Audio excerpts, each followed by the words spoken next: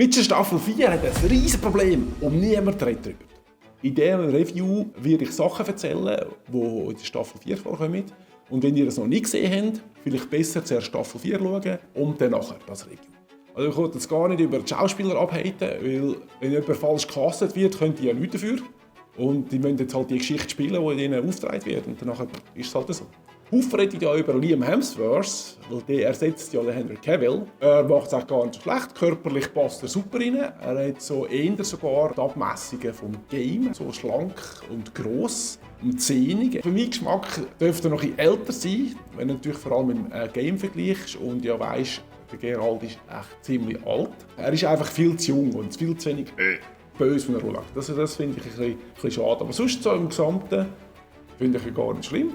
Natürlich im Vergleich zum Henry Cavill hat es mit dem Schwert nicht so im Griff. Man sieht es vor allem auch bei der Trailer-Teaser, wo man gesagt hat, wo der Geist kämpft. Die Kontrolle fehlt ein bisschen. Sobald du noch siehst, die Übersicht von hinten, wenn du denkst, das ist wahrscheinlich ein Stuntman, dann ist es plötzlich kontrolliert und schnell. Auch ein Problem, das ich denke, da könnte sein, ist einer von meinen liebsten Charakteren, der Regis. Was heisst denn, der Lawrence Fishburne, wie ich das?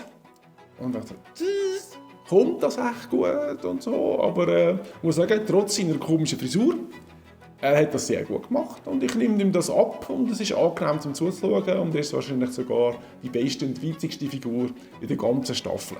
Und Geralt hat ja ein Jäckchen an, was ich natürlich auch ein bisschen persifliert habe bei dieser Trailerpartie, die ich gemacht habe. Und der eine Witcher hat irgendwie eine schusssichere Weste an, oder was? Das hat sich irgendwie alles zerstört, ich dachte so. Es ist so ein bisschen Richtung Disney-Film gegangen. Sie haben Musical drin und dann kommt die Hexe des Westens auf dem WC-Bürstchen angeflogen. Und als nächstes kommt Mary Poppins mit dem Schirmli. Das ist ein bisschen lächerlich. Aber was wirklich das Problem ist bei dieser Staffel 4, die Serie heisst ja «Der Witcher». Das geht dort, um den Witcher. Verbesserte, schnellere Leute. Und in der ganzen 4. Staffel sind eigentlich alles nur Pfeifen. Die haben es überhaupt nicht im Griff, sind langsam. Und der Chef von allen Witcher, der allen den Schwertkampf beigebracht hat, der weiss nicht. Die metzeln die einfach runter, verheizen die weg mit dem. So, wenn die den darstellen. Mir ist noch immer Sam Hawkins in den Sinn gekommen, so, wenn ich wirklich Tiere. Also, das kannst du überhaupt nicht bringen. Die Witcher, die haben etwas Besseres verdient und der Wesemir hat etwas viel Besseres verdient als das, was sie mal da haben in der Staffel 4. Mein Fazit zur Staffel 4 von Witcher auf Netflix ist, der Liam ist nicht das Problem und es stört mich auch nicht, wenn die Geschichte nicht genau ist nach dem Buch oder nach dem Game.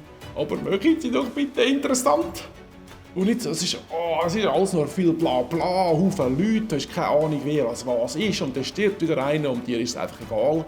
Und das Schlimmste war einfach, die haben die Witcher komplett verheizt. Die können nichts und der arme Wesemir ist irgendwie, ich habe einfach Mitleid mit ihm gehabt.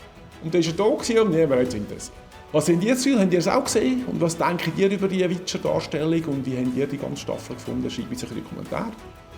Und sonst sehen wir uns später.